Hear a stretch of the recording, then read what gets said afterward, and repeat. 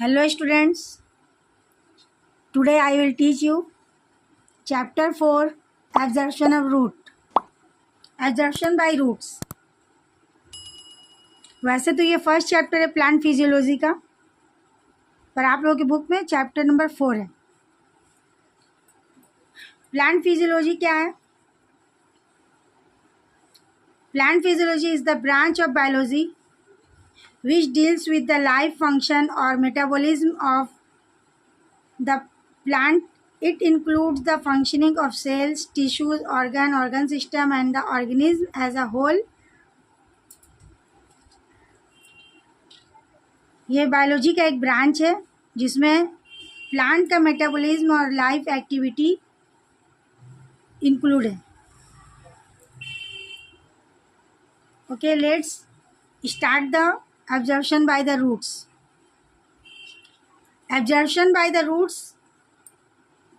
The roots not only fix the plant in the soil giving it support, but the most important and the life supporting function of the roots is to absorb water and minerals nutrients from the soil and conduct them into the stem for supply to the leaves, flowers, fruits, etc. आप लोग जानते होंगे absorption by roots. आप लोग ऐसे अगर सोचिए तो समझ में आ जाएगा कि प्लांट में जितने भी फंक्शन होते हैं, यानी फ्रूट्स या प्लांट का ग्रो करना या फ्रूट्स देना या लीव्स का बड़े होना, सब क्या होता है? एब्जॉर्प्शन। रूट के ज़रिए अगर वाटर और मिनरल न्यूट्रिएंट्स प्लांट एब्जॉर्ब नहीं करेगा तो प्लांट ग्रो नहीं होगा और कोई फ्लावर और कोई फ्रूट्स नहीं देगा। यानी एब्जॉर्प्शन बाय द रूट्स ही बहुत मेन इम्पॉर्टेंट थिंग है। किसी भी प्रोसेस के लिए वाटर बहुत इम्पॉर्टेंट है, लेकिन अगर वाटर को रूट्स एब्जॉर्ब नहीं करेगा तो कोई प्रोसेस प्लांट में कोई भी एक्टिविटी नहीं हो पाएगा। इसलिए absorption by the roots is very important thing for all organism, क्योंकि फोटोसिंथेसिस, ट्रांसपायरेशन सभी प्रोसेस डिपेंड करते हैं वाटर पर, और वाटर प्लांट के लिए बहुत ज़रूरी है। लेकिन वो प्लांट को कैसे मिलेगा? एब्जॉर्प्शन बाय द रूट्स के ज़रिए। रूट एक ऐसा पार्ट है प्लांट का जो रहता है नीचे, मिट्टी के नीचे रहता है। कोई भी प्लांट हम लोग देखते हैं ऊपर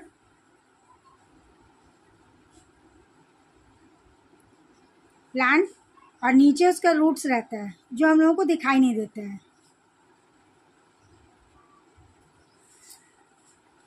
रूट्स जो मेन हिस्सा यहाँ से ये निकल रहा है, जो मेन निकल रहा है, इसको बोलते हैं प्राइमरी रूट्स।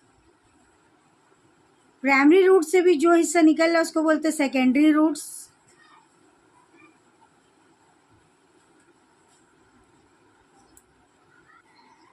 प्राइमरी रूट से एक एक पार्ट और निकल जाते हैं तो उसको बोलते हैं सेकेंडरी रूट्स, और सेकेंडरी रूट से भी एक एक और अराइज हो जाएगा तो उसको बोलेंगे हम लोग टर्शियरी रूट्स, रूट हेयर्स भी बोल सकते हैं।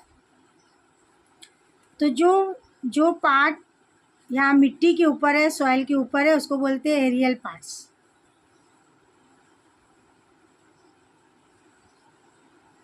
इसको बोलते हैं एरियल पार्ट्स। कोई भी सीड जब हम लोग मिट्टी के अंदर बोते हैं या डालते हैं तो वो आहिस्ता आहिस्ता ग्रो होता है।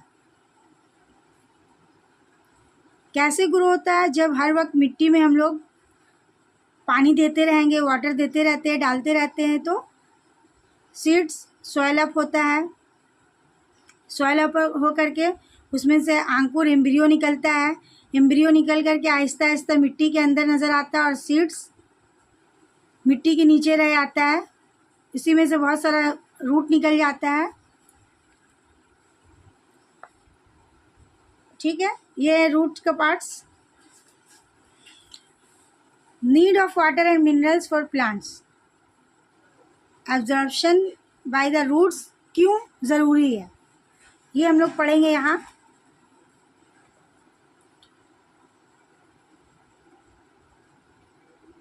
Water is needed inside the plant body for four purpose: photosynthesis, transpiration, transportation and mechanical stiffness. चार चीज़ों के लिए वाटर की ज़रूरत पड़ती है. Plants need water for this four process. First, photosynthesis. Water is used up in the green leaves as a raw material in the synthesis of glucose. आप लोगों को मालूम है फोटोसिंथेसिस में प्लांट रॉ मटेरियल के तौर पर वाटर को यूज़ करके कार्बोहाइड्रेट या ग्लूकोज बनाते हैं जो प्लांट्स का फूड है, जो सिर्फ ग्रीन लीव्स में ही आकर होता है. फोटोसिंथेसिस का प्रोसेस ग्रीन लीव्स में आकर होता है. Photosynthesis, during photosynthesis water use हो करके ग्लूकोज प्रिपेयर होता है, लेकिन आफ्टर फोटोसिंथेसिस जो पानी एक्स्ट्रा बचता है वो ट्रांसपैरेशन के ज़रिया लीव्स से एक्सक्रेट आउट हो जाता है. ट्रांसपैरेशन है large quantity of water gets. Transpiration क्या है? पानी का जो भी एक्सेस होता है यानी एक्सेस ऑफ वाटर ट्रांसपैरेशन कहलाता है. पानी ट्रांसपैरेशन एक्सेस ऑफ वाटर. अगर फोटोसिंथेसिस के बाद कुछ एक्स्ट्रा वाटर बच जाता है तो वो लीव्स में बहुत सारे छोटे छोटे पोर्स पाए जाते हैं जिसको स्टोमाटा बोलते हैं. स्टोमाटा के ज़रिए ट्रांसपैरेशन के ज़रिए वो एक्सेस वाटर जो है निकल जाता है बाहर, एक्सक्रेट आउट हो जाता है वेपर की शक्ल में, जिससे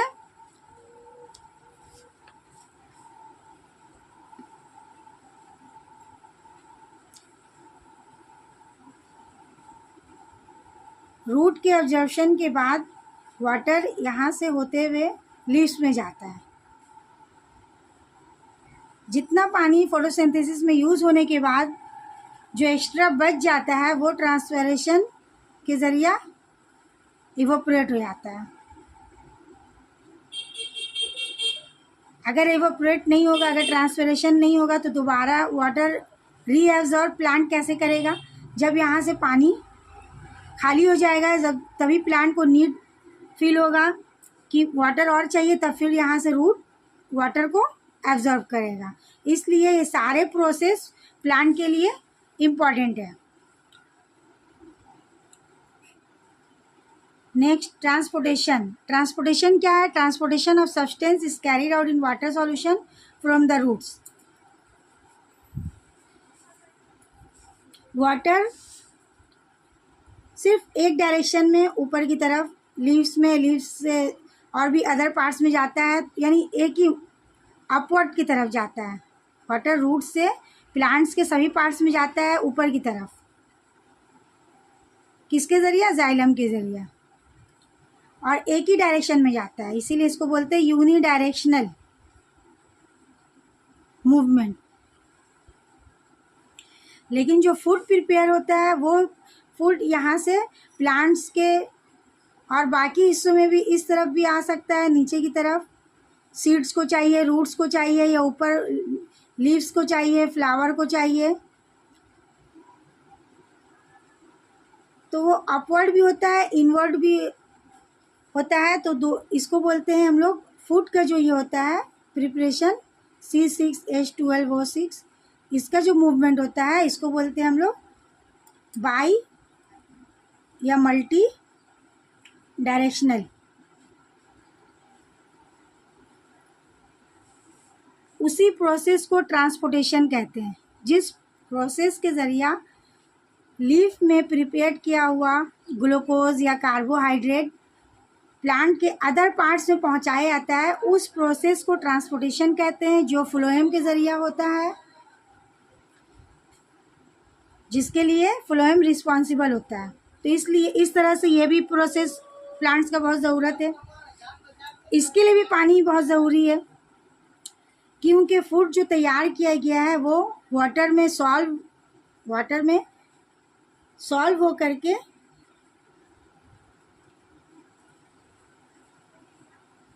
तभी प्लांट्स के अदर पार्ट्स में पहुंचता है. वाटर में सॉल्युबल होकर के प्लांट्स के अदर पार्ट्स को पहुंचाया जाता है, क्योंकि सिर्फ कार्बोहाइड्रेट सभी पार्ट्स में नहीं जा सकेगा, इसलिए उसको भी वाटर की ज़रूरत है, क्योंकि वाटर में ये सॉल्युबल होकर के वाटर की शक्ल में और मिनरल की शक्ल में ये प्लांट्स के सभी पार्ट्स को पहुंचाया जाता है। नेक्स्ट है mechanical stiffness. Water provides turgidity full distended condition which is necessary for the stiffness of plant tissue. Mechanical stiffness भी बहुत ज़रूरी है। वाटर टर्जिडी देता है प्लांट को, जो प्लांट टिश्यू के स्टिफनेस के लिए बहुत ज़रूरी है। Mineral nutrients required by the plants are absorb from the soil by the roots only. Minerals और न्यूट्रिएंट्स भी एब्जॉर्ब, वाटर के साथ मिनरल्स और सॉल्ट वगैरह जो एब्जॉर्ब होते हैं वो रूट से ही एब्जॉर्ब होते हैं प्लांट के लिए। मिनरल्स क्या क्या? Calcium, magnesium, phosphate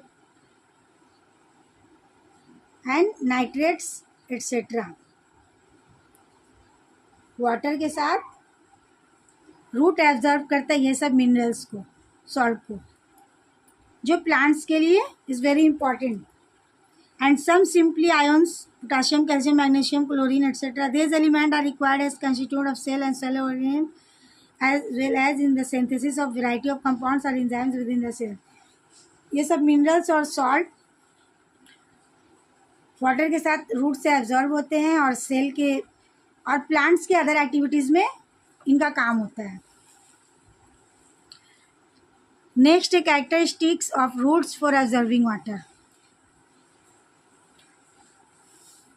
That means photosynthesis, transpiration, transportation, mechanical stiffness is very important for plant, and for this process water is very important, and water absorbed by the roots only। तो इसके लिए roots को कैसा होना चाहिए, roots का characteristic क्या होना चाहिए कि ज़्यादा से ज़्यादा पानी को, वाटर को एब्जॉर्ब करेगा। The ability of the roots to draw water from soil is dependent on three characteristics: a huge surface area provided by rootlets and root hairs। Surface area of roots बहुत बड़ा होना चाहिए, फैला हुआ होना चाहिए, ज़्यादा ह्यूज सरफेस एरिया होना चाहिए, मतलब रूट हेयर्स बहुत सारे होने चाहिए ज़्यादा से ज़्यादा पानी एब्जॉर्ब करने के लिए, जो प्लांट के लिए अच्छा होगा। Number 2, root hairs containing the solution cell sap at a concentration higher than that of surrounding soil water। And third, root hair having thin walls। Okay, पहला पढ़ते हैं हम लोग। First, surface area of roots is enormous. It is a common experience that even a small garden plant, यहाँ diagram में हम लोग देख सकते हैं कि छोटा सा ही प्लांट का कितना वास्ट रूट हेयर्स है जो मिट्टी के नीचे होता है। हम लोग गार्डन में जब प्लांट देखते हैं, when gently uprooted from the soil shows a thick bunch of rootlets. अगर हम लोग उसको खींच करके, या आप लोग कभी भी कोई गार्डन में कोई छोटा सा पौधा को भी खींच करके अपनी तरफ टान के निकालोगे, अपरूटेड करोगे, तो क्या नज़र आएगा फिर कि बहुत नीचे उसका बहुत सारा रूट हेयर्स निकलेगा। सबसे फर्स्ट तो वो टनेगा नहीं, बहुत मजबूती से ज़मीन में मिट्टी के अंदर धंसा होता है, मिट्टी को पकड़े हुए होता है। लेकिन अगर आप बहुत सारा ताकत लगा करके खींचोगे तो वो अपरूटेड हो जाएगा और उसका बहुत सारा रूट हेयर्स आपको नज़र आएगा। When carefully examined, each rootlet would show hundreds of root hairs। जो ये सब हेयर की शक्ल में निकला हुआ है, या मैंने यहाँ पे दिखाया है कि एक मेन रूट, यानी इसको प्राइमरी रूट बोलेंगे, इससे निकला हुआ बहुत सारा, इसको सेकेंडरी रूट बोलेंगे। और अगर इससे भी निकला हुआ है एक एक एराइज है और ब्रांच, तो इसको टर्शियरी रूट बोलेंगे।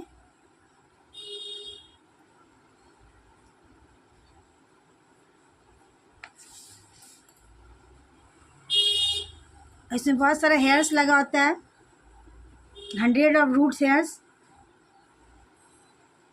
इसको रूट हेयर्स बोलते हैं, जो यहाँ पे डायग्राम में शो भी हो रहा है। अगर सब रूट हेयर्स को मिला करके जोड़ दिया जाए तो बहुत, इनका लेंथ बहुत सारे किलोमीटर में हो जाएगा। सेकेंड है, root hairs contain cell sap of a higher concentration than that of surrounding water. Cell sap क्या है? हम लोग जानते हैं किसी भी सेल में किसी भी सेल में, प्लांट सेल में हम लोग जानते हैं कि वैक्यूल पाया जाता है, बड़ा बड़ा साइज़ का, बिग साइज़ का वैक्यूल पाया जाता है। इसके अंदर जो इसका जो आउटर मेम्ब्रेन होता है उसको बोलते हैं टोनोप्लास्ट, और इसके अंदर जो लिक्विड पाया जाता है वो ज़्यादा कॉन्सेंट्रेटेड होता है सेल के कंपैरेटिवली। और इसमें जो सॉल्ट पाया जाता है, एक तरह का सॉल्ट पाया जाता है, इसी पूरे हिस्से को बोलते हैं, इसी पार्ट को बोलते हैं हम लोग सेल सैप। यानी वैक्यूल के अंदर जो लिक्विड या जो सॉल्ट या जो केमिकल सब्सटेंस पाया था उसी को हम लोग बोलते हैं सेल सैप। ये पूरा हिस्सा साइटोप्लाज्म कहलाता है। साइटोप्लाज्म में भी एक तरह का केमिकल फ्लूइड भरा होता है, आप लोगों को मालूम है। फर्स्ट चैप्टर में आप लोग पढ़ चुके हैं, नहीं पढ़े हैं तो मेरी वीडियो देख लीजिए। Root hairs are extensions of the outer epidermal cell of the root. They also contain large vacuoles filled with a solution called cell sap. जिस सॉल्यूशन से लार्ज वैक्यूल्स भरा हुआ होता है उसको सेल सैप कहते हैं। Some salts are dissolve in it and the cell sap. Cell sap में कुछ सॉल्ट्स डिजॉल्व होते हैं, therefore usually has concentration higher than that of surrounding water.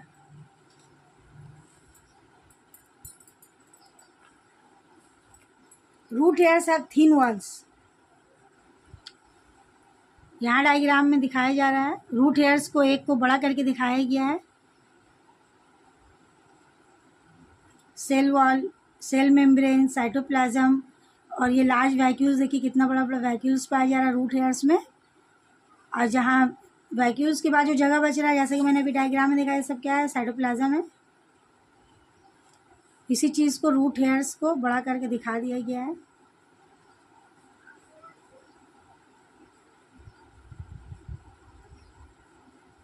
Root के सेल में भी इसी तरीके से लार्ज वैक्यूल्स पाया जाता है, और जितनी जगह खाली है वो सब साइटोप्लाज्म कहलाता है। उसमें भी केमिकल फ्लूइड पाया जाता है।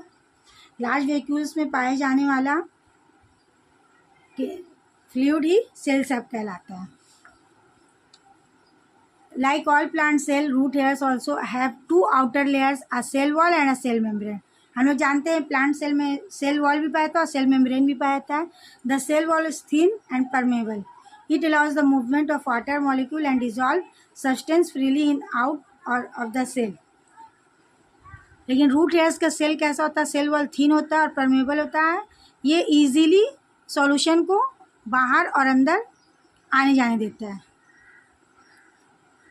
But not the larger molecules of the dissolve salts. लेकिन लार्जर मॉलिक्यूल्स अंदर बाहर नहीं जा सकते। They are secrete the absorption of water from the soil by the roots line mainly in this characteristic. Next है absorption and conduction of water and minerals.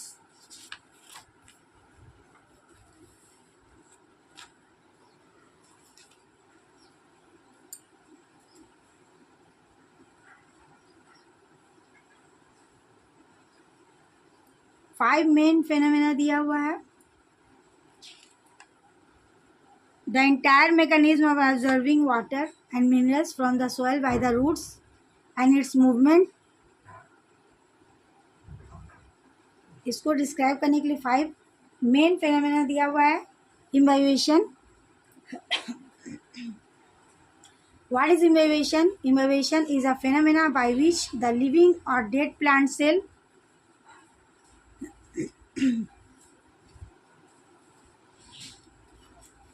Imbibition क्या है? Is a phenomena by which the living or dead plant cell absorb water by surface attraction.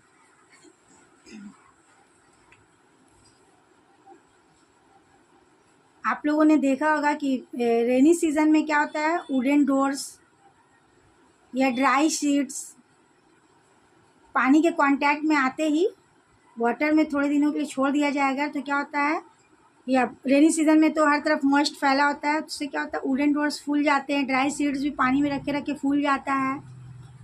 तो उसी को बोलते हैं हम लोग कि इम्बिबिशन हुआ है।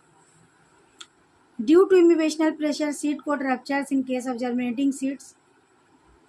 जब हम लोग बीज बोते हैं मिट्टी के अंदर और पानी डालते हैं तो सीड्स क्या होता है, इम्बिबिशन के ज़रिए पानी को एब्जॉर्ब करके सॉइल अप हो जाता है, और उसके बाद उसका ऊपर का जो कोट है सीड कोट वो रप्चर्स हो जाता है, फट जाता है। It is also an important force in the ascent of sap. Next diffusion. Diffusion is the free movement of molecules of a substance, solute और solvent, gas, liquid from the region of their higher concentration.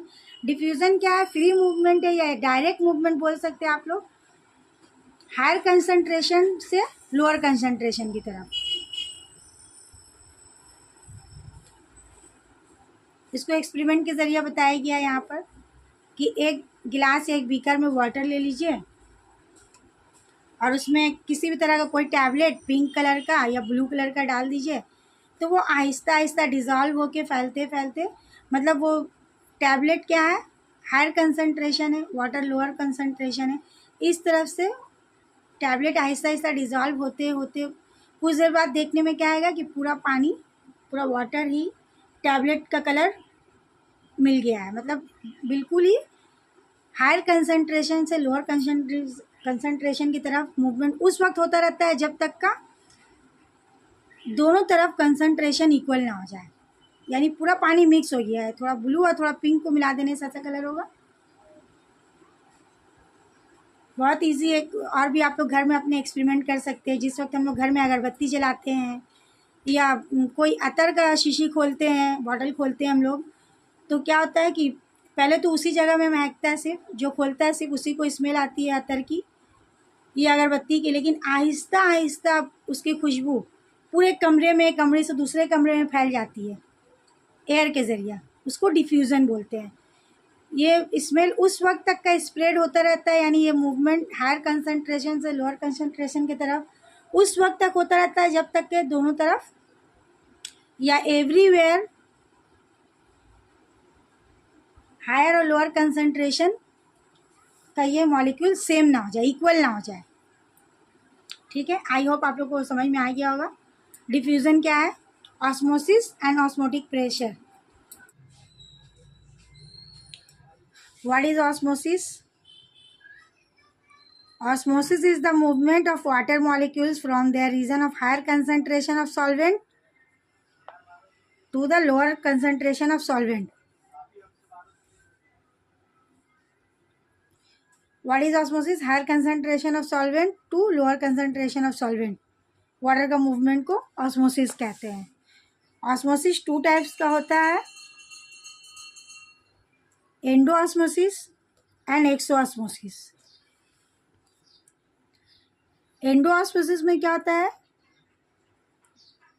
Movement of water is inward diffusion of water through a semi-permeable membrane when the surrounding solution is less concentrated. This tend to swell up the cell. इसका example हम लोग बोल सकते हैं, जैसे हम लोग resins यानी किशमिश को अगर पानी में डाल दें, थोड़ी देर बाद देखेंगे किशमिश फूल जाएगा. किशमिश फूल जाएगा, उसके अंदर पानी चला जाता है, तो उसको बोलेंगे एंडोऑस्मोसिस. यानी वाटर का मूवमेंट बाहर से किशमिश के अंदर, तो इसीलिए इसको बोलेंगे एंडोऑस्मोसिस का एग्जाम्पल. एक्सोऑस्मोसिस क्या है? आउटवर्ड, यानी जो ऑस्मोसिस, जो सेल में जो पानी रहेगा, वाटर रहेगा, वो बाहर की तरफ निकल जाएगा. मूवमेंट ऑफ वाटर आउटवर्ड होगा. Is the outward diffusion of water through a semi permeable membrane when the surrounding solution is more concentrated. This tend to cause shrinkage of the cell. Experiment explaining osmosis. Take some concentrated sugar solution in a thistle funnel. Cover the mouth of the thistle funnel with a cellophane paper and it securely. Invert the thistle funnel in a beaker containing water and suspended it as shown. जैसे कि diagram में दिखाया गया है. Mark the level of sugar solution on the stem of the thistle funnel. sugar solution को mark कर लेंगे. This is the experimental setup. As a control,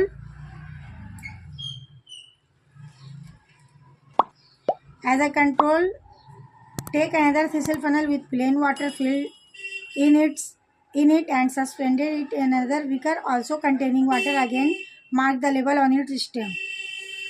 यानी वाटर लेवल को भी मार्क कर लेंगे और शुगर सॉल्यूशन को भी मार्क कर लेंगे हम लोग. After a few hours the level of the sugar solution in the thistle funnel is the experimental setup will rise. Level of sugar solution क्या होगा? राइज होगा. The level of water in the thistle funnel in the control will remain unchange, लेकिन water का level unchange रहेगा, उसमें कोई changing नहीं आएगा। शुगर सॉल्यूशन का लेवल बढ़ जाएगा, इसका मतलब वाटर की तरफ से शुगर सॉल्यूशन में मूवमेंट हुआ है। ऑस्मोसिस का यही डिफिनेशन है। The level of water in the beaker in the experiment will drop slightly while the beaker in the control will remain unchanged. If the water in the beaker in the experimental setup is tested, it is not found sweet. जब water को check किया जाता है, test किया जाता है, तो उसमें स्वीट मतलब शुगर सॉल्यूशन नहीं मिक्स हुआ, इसलिए वो बिल्कुल भी मीठा नहीं लगता है। 3 main conclusion from this experiment. In the experimental setup, some water of the beaker has passed through the cellophane paper to enter the thistle funnel containing the sugar solution. Water of the beaker has pass through the, water जो है cellophane paper से पास हो सकता है, इसलिए वो sugar solution में चला गया और शुगर सॉल्यूशन का लेवल राइज अप हो गया। लेकिन शुगर सेलोफेन पेपर से शुगर सॉल्यूशन पास नहीं हो सकता, इसलिए वो पानी में नहीं आ सका। The cellophane paper has acted as selectively or differently permeable membrane. It has allowed water molecules to pass through, but not the sugar molecule. इसी बात को दूसरे एक्सपेरिमेंट से समझाया गया है, आप लोग की बुक में दिया हुआ है, पढ़ लीजिएगा। उसी एक्सपेरिमेंट को फिर और दूसरे तरीके से किया गया है। How long can osmosis continue? उस वक्त तक ऑस्मोसिस यानी मूवमेंट ऑफ वाटर चलता रहता है, higher concentration solvent to lower concentration solvent, जब तक का दोनों तरफ मॉलिक्यूल्स इक्वल ना हो जाए। Osmosis should continue until concentration of water molecules become equal on both side of the membrane. इस एक्सपेरिमेंट में वही दिखाया जा रहा है, शो किया जा रहा है। ऑस्मोटिक प्रेशर क्या है? If in the above experiment an air tight piston, experiment के जरिए इसको बताया गया है कि ऑस्मोटिक प्रेशर क्या है। डिफिनेशन यहाँ दिया हुआ, osmotic pressure is the minimum pressure that must be exerted to prevent the passage of the pure solvent into the solution when the two are separated by semi permeable membrane. जिस pressure के जरिया दोनों solution को separate रखा जाता है, उसी pressure को ऑस्मोटिक प्रेशर कहते हैं। Osmotic pressure of a solution is a measure of its tendency to take in water by osmosis. Tonicity क्या है? Relative concentration of the solution है, कि कंसंट्रेशन ऑफ द सॉल्यूशन के बारे में कि कैसा कंसंट्रेशन है, ज़्यादा है या कम है, आइसोटोनिक है, हाइपोटोनिक है, हाइपरटोनिक है। ये तीनों टाइप्स है टोनिसिटी का, isotonic, hypotonic, hypertonic solution. Isotonic, hypotonic, hypertonic. Isotonic का मतलब है, आइसो मतलब same, tones, tension concentration, the relative concentration of water molecule and the solute on either side of the cell membrane is the same. दोनों side same रहेगा water molecules का concentration, इसीलिए इसको isotonic बोलते हैं, यानी सेम रहेगा। इसका मीनिंग दिया हुआ है यहाँ पर। In such a solution there is no net movement of water molecules across the cell membrane. इसमें कोई मूवमेंट नहीं होगा हायर से लोअर, लोअर से higher. No osmosis. Hypo means lower. In this condition, the solution outside the cell has a lower solute concentration than the fluid inside the cell. बाहर, cell के बाहर जो कंसंट्रेशन रहेगा वो कम रहेगा, लो रहेगा, इनसाइड द सेल ज़्यादा रहेगा। As a result the water molecules from outside will move into the cell, यानी इसमें एंडोस्मोसिस होगा। Hypertonic, hyper means higher. In this condition the solution outside the cell has a higher solute concentration than the fluid inside the cell. Consequently, the water molecules from the interior of the cell will move out. इसका मतलब एक्सोऑस्मोसिस होगा। Hypertonic solution में क्या होता है? एक्सोऑस्मोसिस का movement होगा।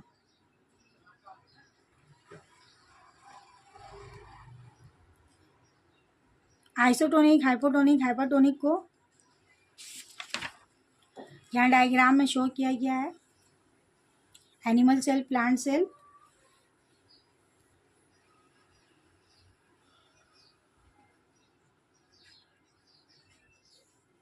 यहाँ सेल के अंदर और सेल के बाहर दोनों तरफ, दोनों साइड ही सेम मॉलिक्यूल है,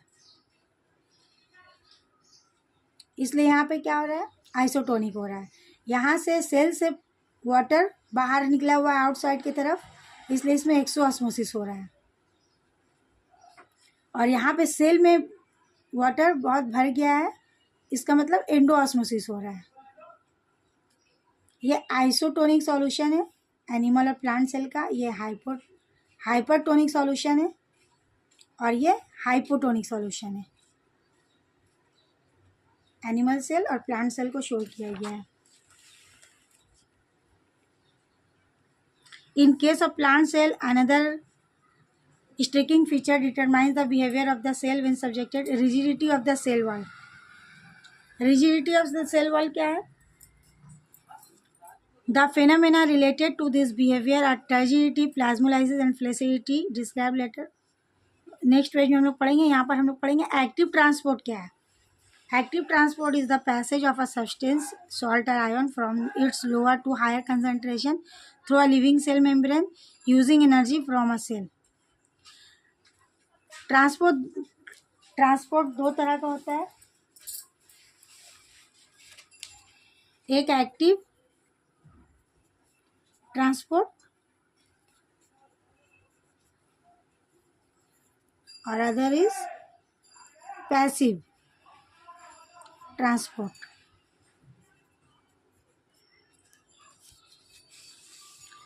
एक्टिव ट्रांसपोर्ट में लोअर से हायर कंसंट्रेशन की तरफ जाना है, यानी ये ठीक ऑस्मोसिस के अपोजिट होता है। अपोजिट, किसी भी वर्क को अपोजिट करने में, किसी चीज़ के अगेंस्ट करने में बहुत सारी एनर्जी यूज़ करनी पड़ती है। लेकिन पैसिव ट्रांसपोर्ट में क्योंकि ये हायर से लोअर की तरफ जाता है तो कोई एनर्जी नहीं लगती है, तो खुद ही अपने आप ही फ्लो हो जाएगा, इसलिए इसमें कोई एनर्जी नहीं लगती इस ट्रांसपोर्ट में। लेकिन एक्टिव ट्रांसपोर्ट ऑस्मोसिस का बिल्कुल अपोजिट है, डिफ्यूज़न का बिल्कुल अपोजिट है। हायर से लोअर की तरफ नहीं, लोअर से हायर की तरफ होता है, इसलिए इसमें बहुत एनर्जी यूज़ होती है। Certain nutrients such as iron, nitrate, sulfate, potassium, zinc, manganese, etc. cannot pass through the cell membrane of the root cell easily. This is because their concentration is higher inside the root cell. Easily नहीं पास हो सकते क्योंकि इनके अंदर concentration ज़्यादा होता है। यहाँ पर रूट सेल में, इनसाइड द रूट सेल बहुत कंसंट्रेशन हायर होता है। And it is so maintain in order to develop osmotic pressure for observing water in this way concentration gradient. तो इसी को बोलते हैं, यहीं पर एक्टिव ट्रांसपोर्ट की ज़रूरत पड़ती है जब वो लोग इजीली हायर से कंसंट्रेशन की तरफ जाना पड़ता है तब। Passive transport is nothing different from diffusion. Passive refers to requiring no input energy, there is a free movement of molecules. ये हम लोगों ने डिफ्यूजन में पढ़ा है कि हायर कंसंट्रेशन से लोअर कंसंट्रेशन की तरफ फ्री मूवमेंट होता रहता है। तो पैसिव ट्रांसपोर्ट बिल्कुल वैसे ही है, सेम डिफ्यूजन की तरह। Molecules from their higher concentration to their lower concentration. Passive transport is nothing different from diffusion. Passive refers to requiring no input of energy, there is free movement of molecules from their higher concentration to their lower concentration.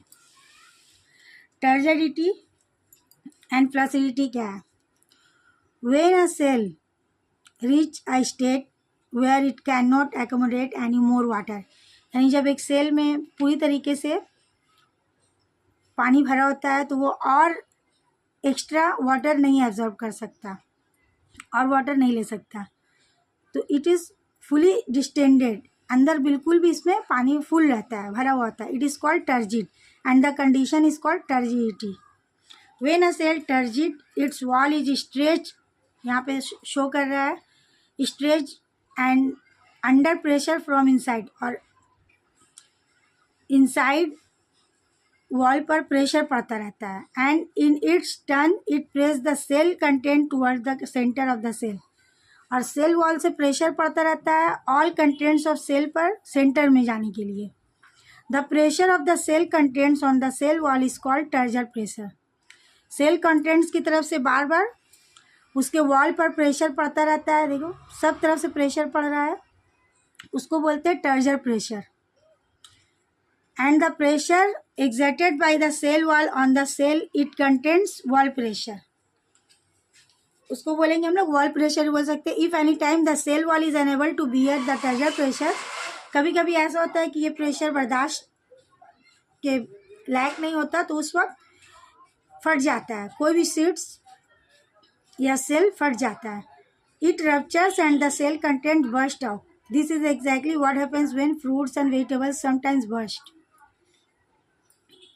और ऐसा उस वक्त भी होता है जब कोई seed soil में पड़े उसमें पानी से भीगते हुए जब उसके अंदर पानी सेल में बहुत सारा भर जाता है तो रप्चर हो जाता है, वो फट जाता है। उसका सीड कोट फटने के बाद उससे एम्ब्रियो निकलता है जो ऊपर की तरफ एक नया पौधा की तरह ग्रो होता है। When turgid the cell is in somewhat balance state, no more water is entering और लिविंग। टर्जिट के कंडीशन में क्या होता है कि नो मोर वाटर, ना इंटर होता है ना लीव, वो लोग ना छोड़ता है ना बाहर निकालता है ना अंदर लेता है। Its turgor pressure content balance the wall pressure, turgor pressure और वॉल प्रेशर बैलेंस रखता है। Therefore there is no further absorption of water, कोई अब्जॉर्प्शन ऑफ वाटर नहीं होता। Even though the concentration of solid inside the cell may be greater than the outside the cell. Plasmolysis and flaccidity.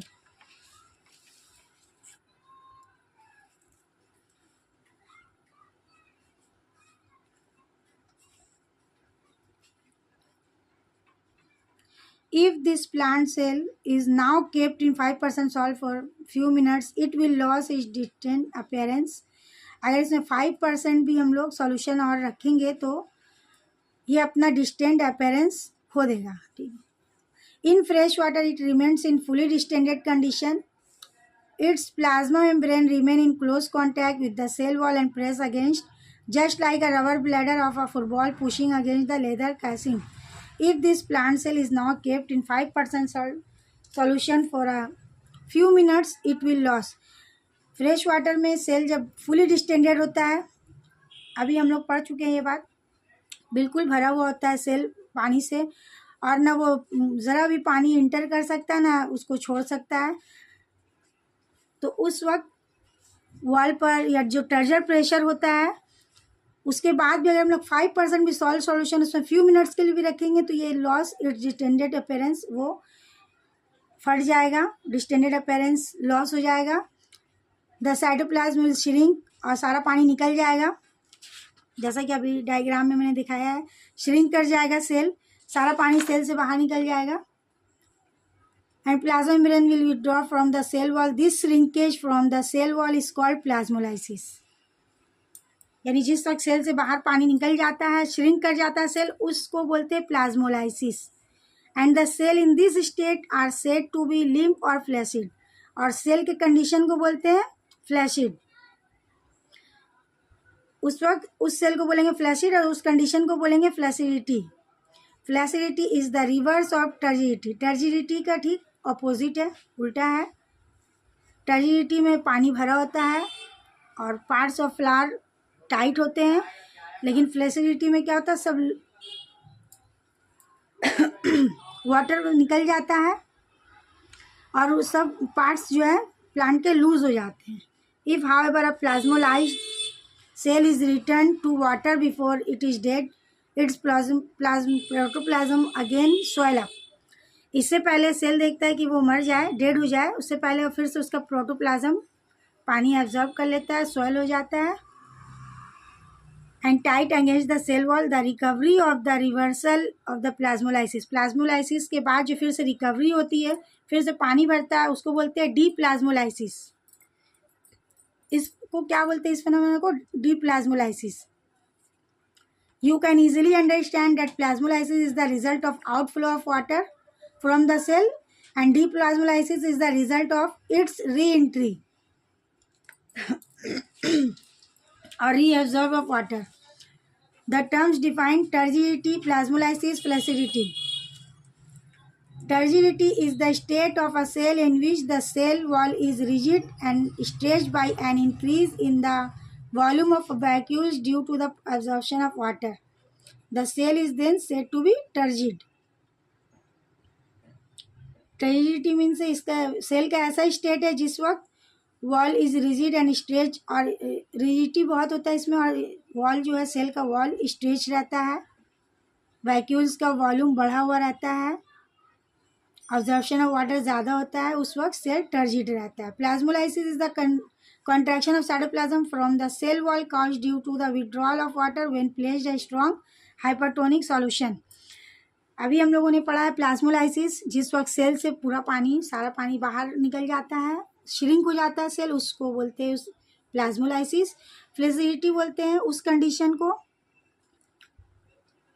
जिस वक्त cell shrink हो जाता है, उसको बोलते हैं, उसमें the cell is no more tight, the cell is then said to be flaccid. Uses of turgidity to plants. Turgidity provide rigidity to soft tissue and the leaves. Turgidity क्या करता है? सॉफ्ट टिश्यूज को या leaves को rigidity देता है. When there is not enough water in a leaf, it wilts. अगर leaf में पानी नहीं होगा ज़्यादा, नॉट इनफ वाटर, तो विल्ट्स मतलब ढीला पड़ जाएगा. Its petiole and lamina become loose and the leaf drops down. Wilting of the leaves is usually noticed when a plant is exposed. कब नज़र आता है लीव्स का विल्टिंग? जब बहुत गर्मी के दिनों में, दोपहर के वक्त, आफ्टरनून के वक्त, sun when the amount of water lost during, और ट्रांसपरेशन बहुत ज़्यादा हो जाता है. बहुत तेज़ धूप में क्या होता है, ट्रांसपरेशन बहुत ज़्यादा हो जाता है. Water absorb throughout the roots, मतलब ट्रांसपरेशन का रेट ज़्यादा हो जाता है एब्जॉर्प्शन ऑफ वाटर से, तब विल्टिंग ऑफ लीव्स नज़र आता है. In the evening when transpiration is reduced, the quantity of water absorbed exceed. लेकिन जैसे ही जैसे ही धूप खत्म होती है, शाम के वक्त ट्रांसपरेशन कम होता है और एब्जॉर्ब वाटर जो है एक्सीड हो जाता है फिर से.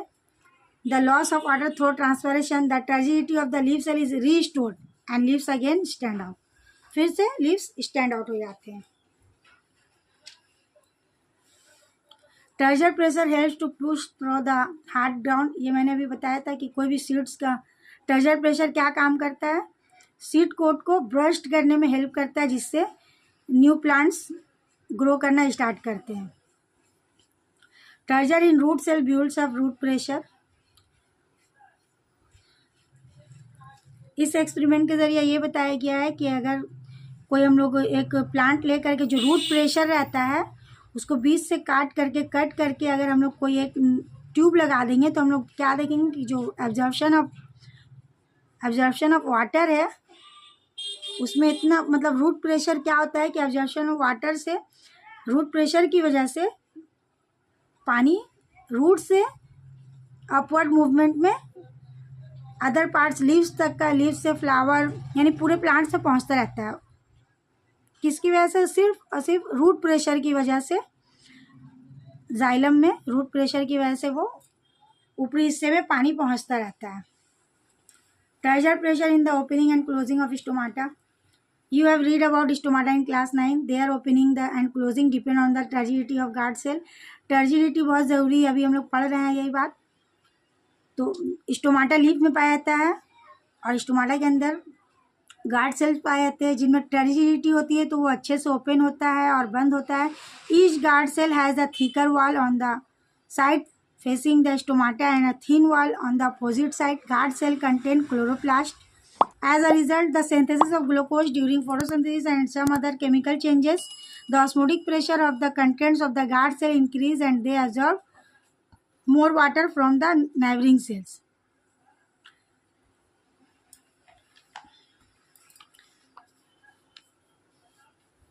जब वाटर रूट से ऊपर की तरफ जाता है तो कैसे जाता है? सेल से होते हुए. रूट्स हेयर्स में भी जो सेल्स पाते हैं एब्जॉर्ब करके एक सेल से दूसरे सेल से फिर यहाँ से ये सेल में पास आउट होते हुए एक सेल से दूसरे सेल में ऑस्मोसिस और डिफ्यूजन के जरिए पानी रूट प्रेशर के जरिए ऊपरी हिस्से तक का पहुँचता है। Absorb more water from the neighbouring cells, मतलब अपने आसपास के सेल से एक सेल से एब्जॉर्ब करके दूसरे सेल में, दूसरा सेल भर गया तो फिर उसके बाद वाला सेल भर जाएगा, उसके बाद वाला सेल भर जाएगा तो फिर तीसरे सेल में, ऐसे पानी का मूवमेंट होता रहता है। Thus becoming turgid, on account of turgor the guard cell become more arched outward and aperture between them widens. Turgid रहेगा तो और ज़्यादा खुलेगा, thereby opening the stomata at night or when there is shortage of water in the leaf the guard cell turn। और जब पानी की कमी होगी यानी अगर ट्रांसपरेशन ज़्यादा हो जाता है तो अभी हम लोग पढ़ चुके हैं ना कि सेल्स क्या होते हैं, फ्लैसिड हो जाते हैं। टर्जिडिटी नहीं रहेगा तो स्टोमाटा और गार्ड सेल खुलेगा ही नहीं, वो ढीले पड़ जाएंगे, लूज हो जाएगा पार्ट्स, फ्लैसिड हो जाते हैं and their inner rigid wall become straight दस क्लोजिंग द स्टोमाटल एपर्चर। और खुद ब खुद स्टोमाटा जो है बंद हो जाता है फ्लैसिड होने की वजह से। पानी ज़्यादा रहेगा तो स्टोमाटा खुलेगा, टर्जिडिटी की वजह से गार्ड सेल टने रहेंगे और ओपनिंग बड़ा होगा, ज़्यादा ट्रांसपरेशन होता रहेगा। लेकिन अगर पानी की कमी होगी तो खुद सेल फ्लैसिड हो जाएगा और सारे पार्ट्स लूज हो जाएंगे और स्टोमाटा खुद बंद हो जाएगा। टर्जर मूवमेंट मिमोसा में होता है, जैसे ही हम लोग छूते हैं उसकी पत्तियों को वो बंद होना शुरू हो जाता है, 2 और 3 सेकेंड्स में वो बंद होना शुरू हो जाता है क्योंकि इसमें टर्जर मूवमेंट बहुत सेंसिटिव प्लांट है। Outstanding the turgor movement if one of the leaves is touched even lightly leaflets fold up and within 2 to 3 seconds entire leaf drop। if the leaf is touched somewhat strongly the wave of folding and dropping spreads from the stimulated leaf to all neighboring leaves। slowly the leaves recover and again stand erect।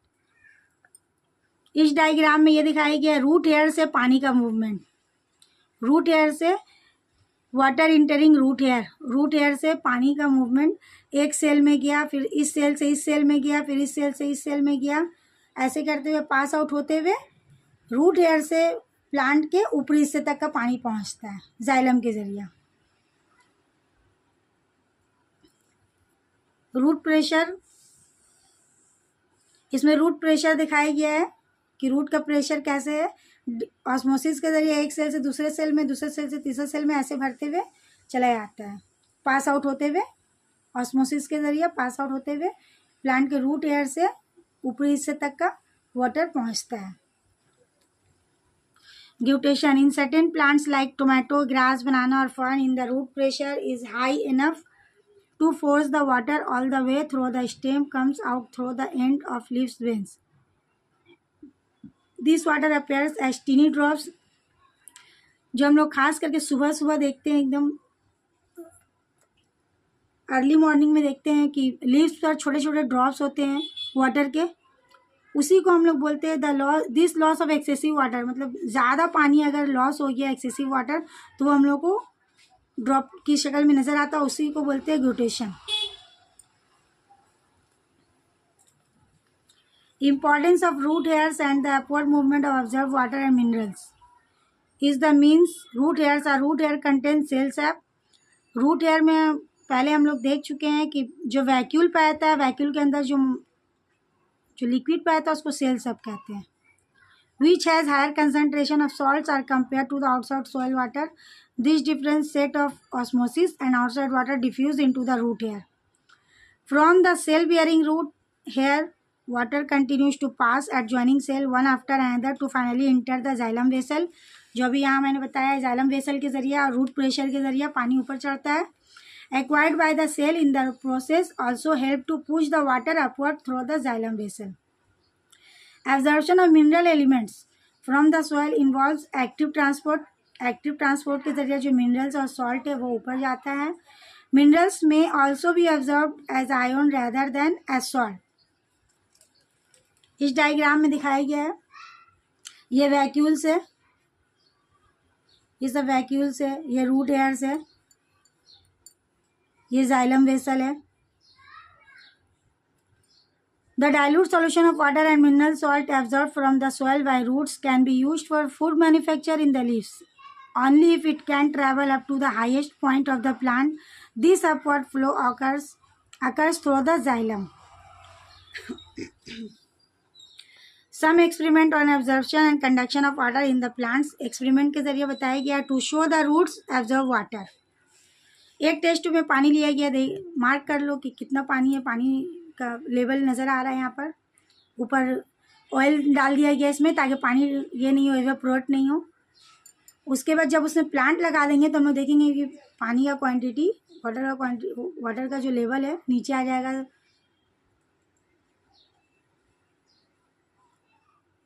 एक test tube में सिर्फ water लेंगे, ऊपर oil डाल देंगे, oil की एक layer, ताकि इससे इवेपोरेट होने से रोकेगा.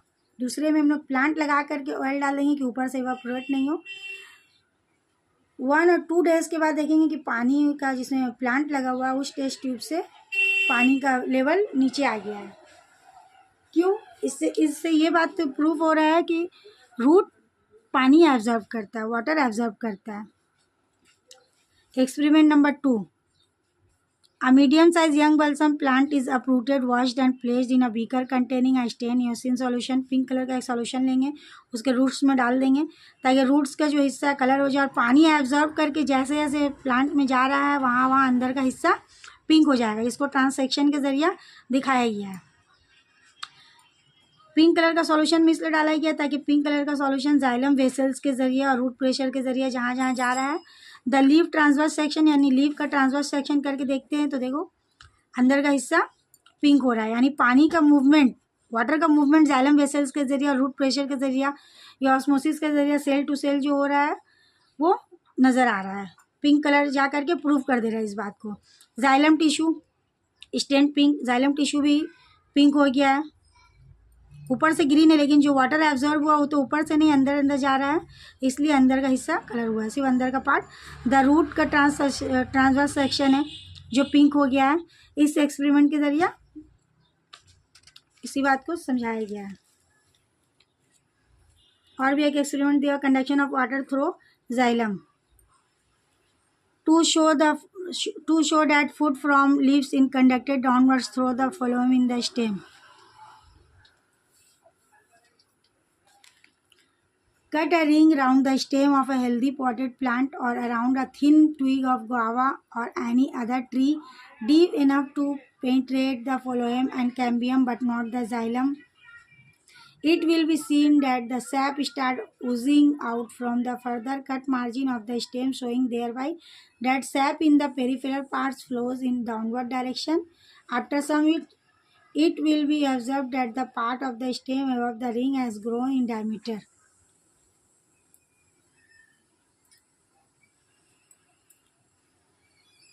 And the stem below the girdle has stopped growing and may even die when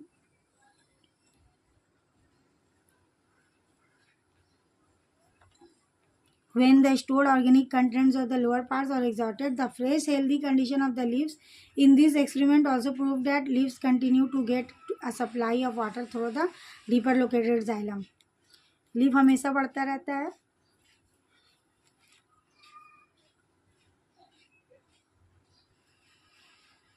इस एक्सपेरिमेंट के जरिए यही शो किया गया है कि food from the leaves is conducted downwards, यानी डाउनवर्ड्स में भी नीचे की तरफ भी मूवमेंट होता है. इस एक्सपेरिमेंट से यही बताया जा रहा है जो फ्लोएम के जरिए होता है. Forces contributing to ascent SAP.